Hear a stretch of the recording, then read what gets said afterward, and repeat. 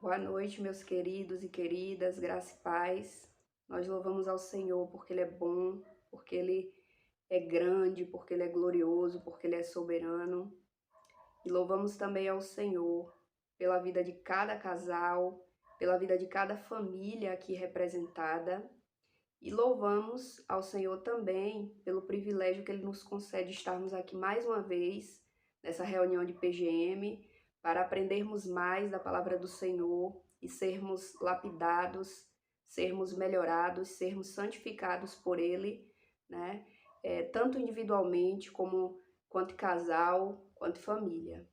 E hoje nós vamos pensar sobre um tema bastante importante, eu diria até vital, né, na nossa vida como família, na nossa vida como casal, na nossa vida individual, que é a oração. O tema que nos foi passado para estarmos refletindo aqui é oração, a chave da vitória nas lutas da vida. E a ideia é a gente falar de oração no contexto da família, né? Oração como chave da vitória nas lutas, nas vicissitudes na família. Mas para a gente falar, né, de forma mais aprofundada dessa temática, primeiro é necessário a gente pensar sobre o que é oração. Porque muitas pessoas têm uma ideia equivocada, uma relação equivocada com oração, né?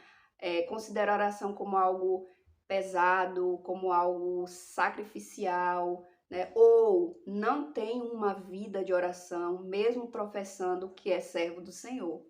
Mas é preciso a gente pensar à luz da palavra a importância da oração como chave da vitória.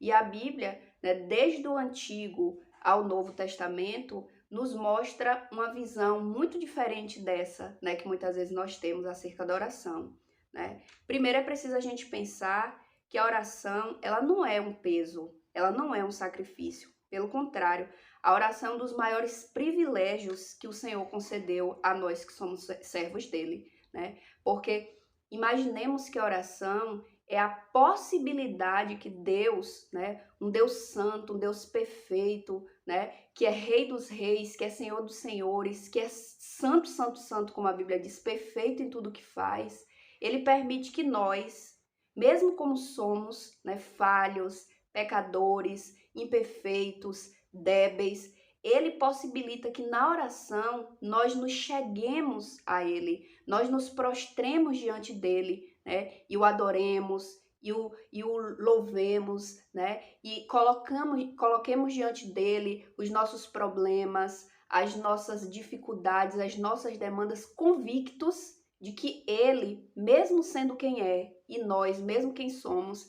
ele ouve e responde às nossas orações. Então, orar, queridos, é um privilégio. A Bíblia diz em Salmos 145, verso 18, que perto está o Senhor dos que o invocam, de todos que o invocam em verdade. Então, a oração, ela permite isso, que nos aproximemos, que nos cheguemos, que estejamos perto desse Deus tão santo.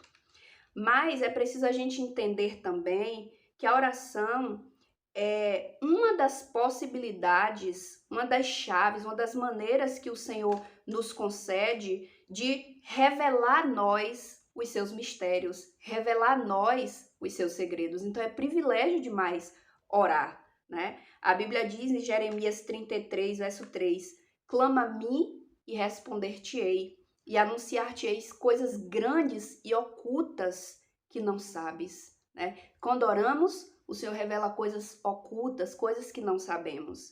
E em Jeremias 29, 12 e 13 diz, então me invocareis, ireis e orareis a mim, e eu vos ouvirei. E buscar-me-eis e me achareis quando me buscardes de todo o vosso coração. Então, na oração, nós invocamos o Senhor, Ele nos ouve e Ele faz com que nós o achemos, o encontremos. Então, isso é maravilhoso. Na oração também, nós encontramos socorro, direção, esconderijo, vitórias diante das nossas lutas. Então, é preciso a gente entender que se a gente precisa de paz na oração, a gente encontra. A Bíblia diz em Filipenses 4, 6 e 7, não estejais inquietos né, sem paz com coisa alguma. Antes, as vossas petições estejam todas diante de Deus, pela oração e súplica, com ação de graça. E a paz de Deus, que excede todo entendimento humano, guardará os vossos corações e os vossos sentimentos em Cristo Jesus. Então, no momento de angústia, de inquietude, de desespero, na oração a gente encontra paz, na oração a gente encontra descanso. É o Senhor que nos promete isso. Também, se precisamos de ajuda, na oração nós encontramos isso da parte do Senhor. A Bíblia diz em Hebreus 4,16: cheguemos, pois, com confiança ao trono da graça, para que possamos alcançar misericórdia e achar graça, a fim de sermos ajudados pelo Senhor em tempo oportuno. E, se nós precisamos de providência, a gente também encontra em oração. A Bíblia diz em Mateus 21, 22, e tudo quanto pedires em oração, se creem, vocês receberão. E a Bíblia nos traz muitos e muitos exemplos de homens e mulheres de Deus que na oração alcançaram vitória diante de lutas, alcançaram milagres, alcançaram provisão diante de suas lutas, diante das suas necessidades. A Bíblia diz em 1 Samuel, capítulo 17, versículos 45 e 46, que Davi orou diante do gigante Golias, diante das impossibilidades físicas dele, ele orou e o Senhor deu vitória a Davi. Também diz em Josué, capítulo 10, versículos 12 ao 14, que Josué orou ao Senhor, clamou ao Senhor, e o sol e a lua pararam até que a nação de Israel derrotasse seus inimigos. E a Bíblia também diz em Êxodo 17 que Moisés, né, o povo de Israel, lutando contra os amalequitas, enquanto Moisés levantava as suas mãos e clamava ao Senhor, o povo de Deus prevalecia. Mas quando Moisés cansava e baixava suas mãos, quem prevalecia eram os amalequitas, era o povo inimigo. Então, diante de tudo isso, meus amados, a gente aprende que tudo o que precisamos no Senhor, nós encontramos por meio da oração. Então, se você precisa de milagre, de providência, de paz, se você quer se achegar mais ao Senhor, se você quer mais de Deus, não há outro caminho. O caminho é vida de oração. E a Bíblia diz: orai sem cessar. Então, essa deve ser uma meta, essa deve ser a nossa atitude diária, vida de oração. Mas e no contexto da família, né, que é a nossa temática? Qual a importância da oração como chave da vitória no contexto da família? E para isso eu queria ler com os irmãos e refletir sobre um texto que eu gosto muito, um texto que é bastante conhecido por nós, que é 1 Samuel, capítulo 1. Eu não vou ler o capítulo todo, eu vou ler partes, e eu peço que os irmãos também estejam acompanhando aí em suas Bíblias. 1 Samuel, capítulo 1, nos diz assim: houve um homem de Ramataim Zofim, da montanha de Efraim, cujo nome era Elcana, filho de Jeroão, filho de Eliú, filho de Tou, filho de Zuf, Efrateu. E este tinha duas mulheres. O nome de uma era Ana e da outra Penina. Penina tinha filhos, porém Ana não tinha. Subia, pois, esse homem da sua cidade de ano em ano a adorar e a sacrificar ao Senhor dos Exércitos em Siló. E estavam ali os sacerdotes em Siló, e estavam ali os sacerdotes do Senhor, Ofni e Finéias, os dois filhos de Eli. E sucedeu que no dia em que Elcana sacrificava, dava ele porções do sacrifício a Penina, sua mulher, e a todos os seus filhos e suas filhas. Porém a Ana dava uma parte excelente, porquanto ele amava a Ana. Porém, o Senhor lhe tinha cerrado a madre, e a sua competidora excessivamente a irritava para a embravecer, porquanto o Senhor lhe tinha cerrado a madre. E assim fazia ele ano em ano. Quando ela subia à casa do Senhor, assim a outra irritava, pelo que chorava e não comia. Então Elcana, seu marido, lhe disse: Ana, por que choras? E por que não comes? E por que está mal o teu coração? Não te sou eu melhor do que 10 filhos? Então Ana se levantou, depois que comeram e beberam em Siló, e ali o sacerdote estava sentado numa cadeira junto ao pilar do templo do Senhor. Ela, pois, com amargura de alma, orou ao Senhor e chorou abundantemente. E votou um voto dizendo: Senhor dos exércitos, se benignamente atentares para a aflição da tua serva e de mim te lembrares, e da tua serva te não esqueceres, mas a tua serva deres um filho varão, ao Senhor o darei por todos os dias da sua vida, e sobre a sua cabeça não passará navalha.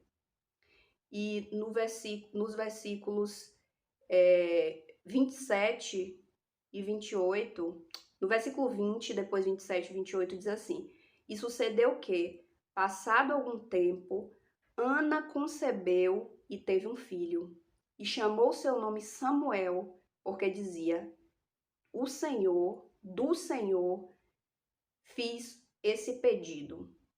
E nos versos 27 e 28 diz: Por esse menino orava eu, e o Senhor me concedeu a minha petição que eu lhe tinha pedido. Pelo que também ao Senhor eu entregarei por todos os dias que viver, pois ao Senhor foi pedido. E ele adorou ali ao Senhor. Então, como eu já falei, esse texto é muito conhecido, né? Ele trata da história de Ana. Vocês podem ler depois em casa ou aí mesmo no PGM de vocês, todo o texto do capítulo 1, né? E até do capítulo 2 de 1 Samuel. Então, essa história fala de Ana, né? Ana era uma mulher crente, uma mulher judia, uma mulher que servia ao Senhor, que temia ao Senhor. E ela era casada com Elcana, né? Um homem que também temia ao Senhor. Está lá nos versículos 3 a 5, que eles subiam, eles adoravam o Senhor ano após ano. Esse homem amava demais essa mulher, né? O Cana amava muito a Ana, o texto fala disso. Porém, mesmo com toda essa situação positiva, aquela família tinha um grande problema, que era o fato de Ana ser estéril. E como os irmãos puderam perceber, a esterilidade de Ana foi permissão do Senhor. O Senhor tinha fechado a madre de Ana. O texto nos diz isso, né? E é preciso a gente entender o significado da esterilidade naquele contexto, né? Uma mulher estéril, né? Uma família que não possuía filhos era considerada naquela sociedade uma família amaldiçoada, uma família que sobre ela não estava a graça do Senhor, porque gerar filhos, ter filhos, significava segurança, né, para a família, segurança para os pais em sua velhice e também segurança para a propriedade, para os bens daquela família. Então, quanto mais filhos uma família tinha, significava que mais abençoada pelo Senhor ela era. E o contrário também era verdadeiro. Quanto menos filhos ou ser estéril era considerado maldição. Então, uma família estéril, uma mulher estéril, né, ela era mal vista, ela era discriminada, ela era excluída socialmente. Inclusive, diante desse problema, quando um homem casava e descobria que uma mulher era estéril, ele podia devolver ao pai, ele podia desfazer, né, o casamento, ele podia, inclusive, ter relações com concubinas e se casar com outras mulheres. Então, essa era a situação da família de Ana, da família que a gente está estudando, refletindo aqui. E o texto também fala que Elcana tinha uma outra esposa, Penina. Inclusive, alguns historiadores, alguns estudiosos, né, da palavra, afirmam que possivelmente Elcana tenha casado primeiro com Ana e pelo fato dela ser estéril, né, ele se casou com Penina. E o texto fala que Penina tinha muitos filhos e filhas. Ela tinha dado, né, ao seu esposo filhos e filhas. E uma outra coisa interessante que o texto traz é que, além dessa dificuldade, além dessa crise, desse problema, né, da esterilidade no seio daquela família, fala também que havia questões, intrigas, problemas no interior dela, né? Porque o texto fala que Penina irritava constantemente Ana, mas de maneira tal que ela chorava muito e ela, inclusive, perdia o apetite. Ela ficava sem comer. Então, era uma família tocada pela crise, era uma família que vivia muitos problemas. Mas o texto também fala que, diante de tudo isso, Ana orava ao Senhor. O texto não fala que Ana era uma mulher amarga, que era uma mulher que brigava o tempo todo com Penina, com seu esposo, né? Brigava com os membros da sociedade, os seus vizinhos, né? Brigava na igreja, queria se desviar. O texto não fala nada disso. Todo o texto mostra que a postura de Ana, diante daquela crise na família dela, era orar.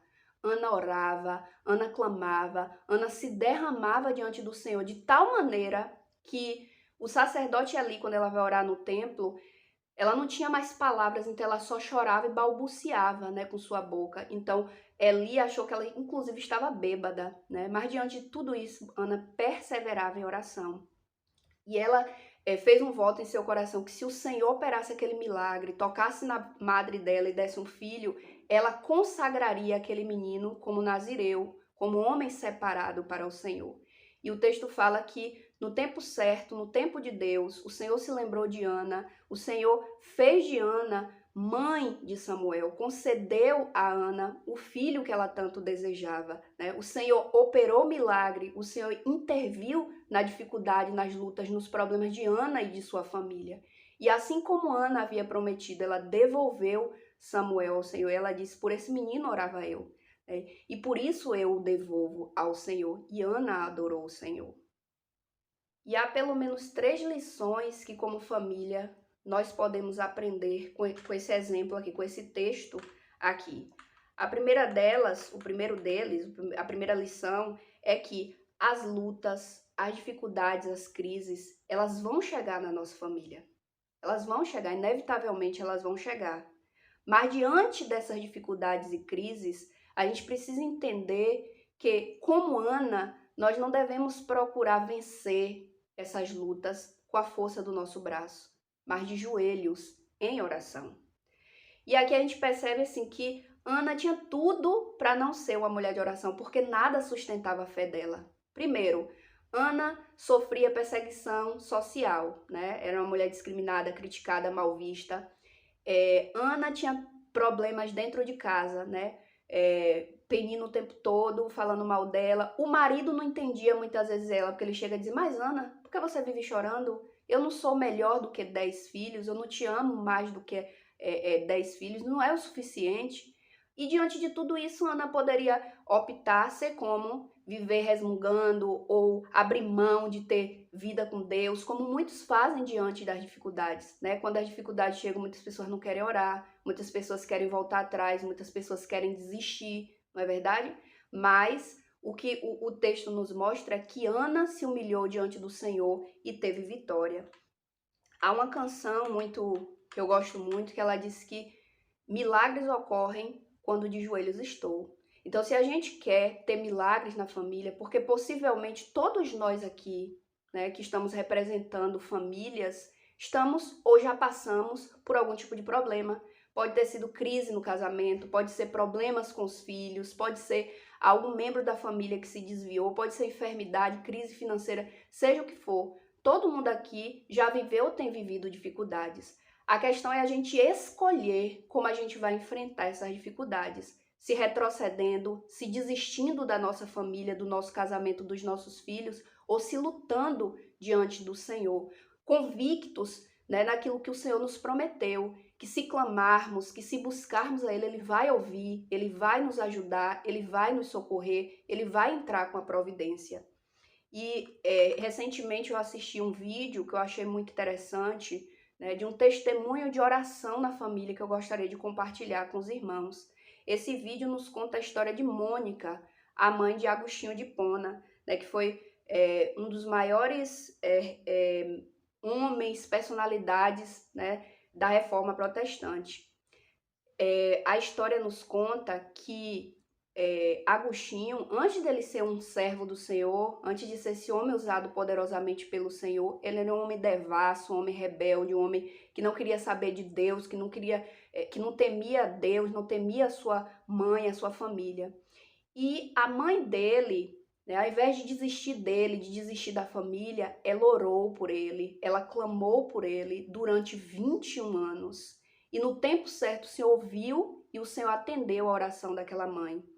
E tem um livro dele, de Agostinho, chamado Confissões, em que ele relata a fala de um bispo sobre sua conversão, dizendo que era impossível que se perecesse um filho de tantas lágrimas. Então, isso aqui é um testemunho que deve nos encorajar a lutar pela nossa família. Adiante das crises, a gente se quedar diante do Senhor, clamando por milagre, na certeza que nós temos um Deus que é soberano, que pode todas as coisas, que tem nas mãos dele a chave da vitória, que tem nas mãos dele o poder para fazer infinitamente mais daquilo que pensamos, daquilo que pedimos.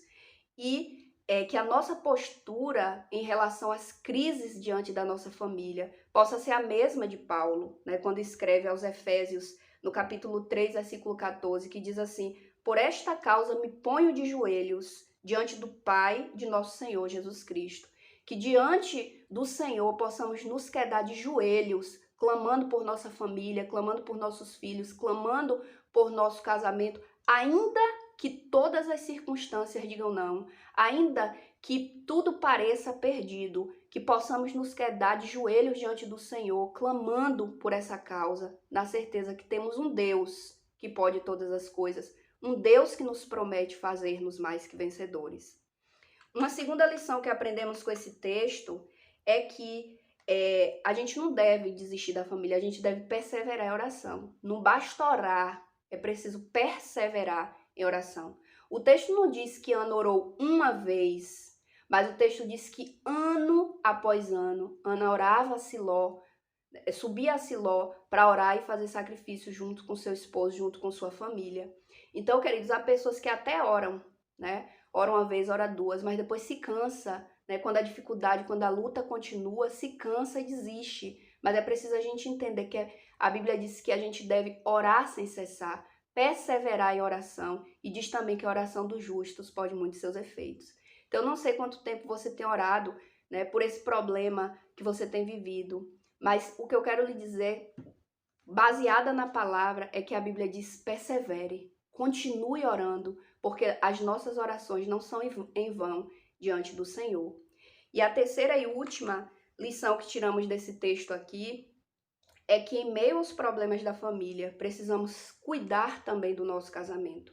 Porque às vezes, irmãos, o problema vem sobre os filhos, né? Irmãos, sobre outros membros da família, e nós que somos pais, nós que somos, né, o marido e a mulher, a gente se envolve tanto com esses problemas que a gente esquece de nós enquanto casal, né? De cuidar da nossa vida como casal. E é preciso a gente ter muito cuidado com isso. Porque a base da família, primeiro, é o Senhor, mas depois é o casal, né?